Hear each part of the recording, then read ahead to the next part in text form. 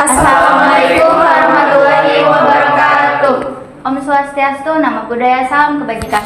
Halo semuanya, kami dari kelompok 3 Cianjur. Di sini saya Nanti Destianti dan rekan-rekan saya Nisa Yuliansa.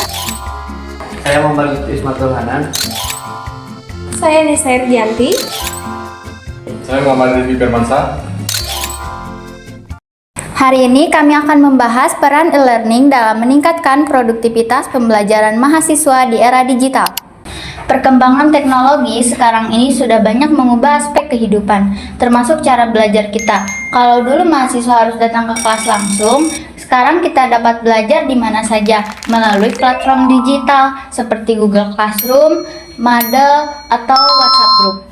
E-learning, proses belajar bisa dilakukan kapanpun dan dimanapun. Mahasiswa bisa mengakses materi, mengerjakan tugas, bahkan berdiskusi dengan dosen tanpa harus datang ke kelas. Hal ini menunjukkan bahwa teknologi sangat berperan penting dalam meningkatkan produktivitas belajar mahasiswa.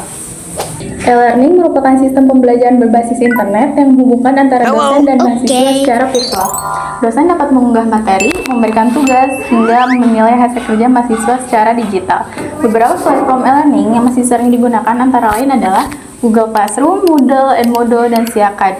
Semua aktivitas belajar, mulai dari tugas, kuis, hingga diskusi, dapat dilakukan di platform tersebut tanpa ada batas waktu dan tempat. E-learning memberikan banyak dampak positif dalam dunia pendidikan. Yang pertama, efisiensi.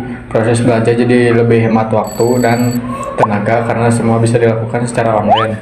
Yang kedua, akurasi. Nilai dan catatan tugas tersimpan otomatis di sistem sehingga mengurangi risiko kesalahan data. Yang ketiga, kecepatan mahasiswa untuk mengakses materi dan melihat nilai dan mampu menerima pengumuman kapan saja. E-learning juga mendorong mahasiswa untuk belajar lebih disiplin dan mandiri dalam mengatur waktu. Namun di balik manfaatnya juga, e-learning mempunyai tantangan, terutama di daerah yang tidak stabil dengan jaringannya.